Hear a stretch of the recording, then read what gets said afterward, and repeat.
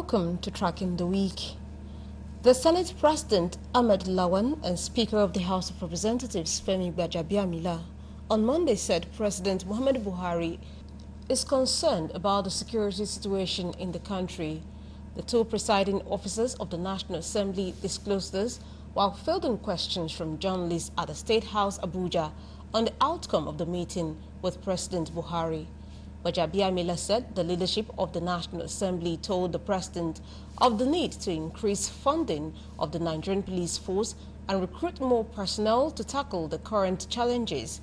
He said the lower chamber had constituted a committee involving the two arms of government and the party to periodically review the issue of security across the country.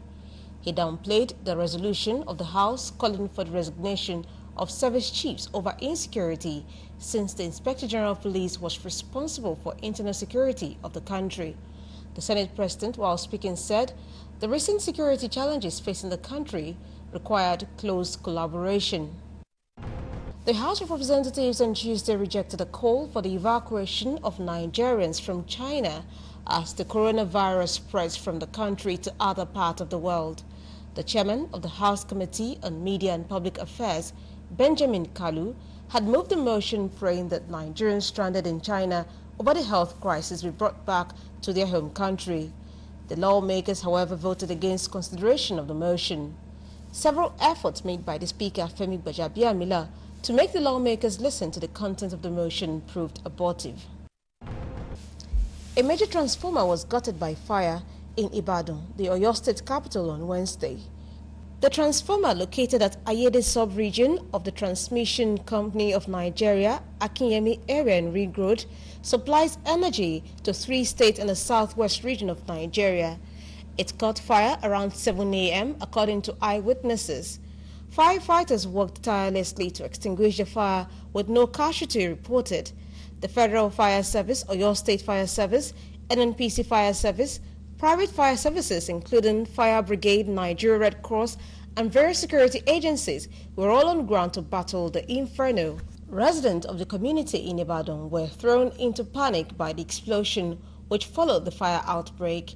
The fire outbreak at the Ibadan Electricity Distribution Company, IBEDC, affected major areas like Ayede, Akinyemi, and Ring Road in the city. The Independent National Electoral Commission on Thursday deregistered 74 political parties as preparations for the 2023 general elections gather momentum. With the new decision, Nigeria now has 18 political parties, according to INEC Chairman Professor Mahmood Yakubu at a press conference in Abuja. The successful parties are Accord Party, Action Alliance, African Action Congress, African Democratic Congress, All Progressives Congress, All Progressives Grand Alliance, and Allied People's Movement. Others are Labour Party, New Nigeria People's Party, National Rescue Movement, People's Democratic Party, People's Redemption Party, Social Democratic Party, Young Progressives Party, and Zenith Labour Party. According to INEC BAS, 75 political parties did not satisfy the requirement, but one went to court. Mahmood also said the Booth Party, which registered after 2019, would continue to exist. The Department of State Services, DSS, on Friday dismissed reports circulating all over social media regarding a purported message by the service aimed at alerting the public about the movement of terrorists into the Federal Capital Territory, FCT, and other parts of the country. In a statement by its spokesperson, Dr. Peter Afonaya, the DSS also refuted a report that luxury buses of 3 major transport companies were hijacked on the Lokoja Okene Road by persons suspected to be championing an ethnic agenda. The DSS said the alert purportedly issued by the service on the arrival of Boko Haram and other terrorist elements to the aforementioned places has been in circulation since 2013, when it was first created by mischief makers whose handiwork is to cause chaos.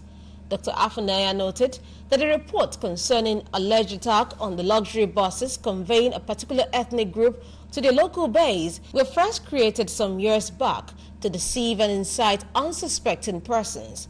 The public was urged to disregard the fallacious narratives and report in their entirety as fake news that they were. Meanwhile, the service said it will continue to collaborate with sister agencies to ensure adequate protection for the people, government and critical infrastructure. The DSS further noted it will also not fail to make defaulters face, within the ambit of the law, consequences of their illicit activities.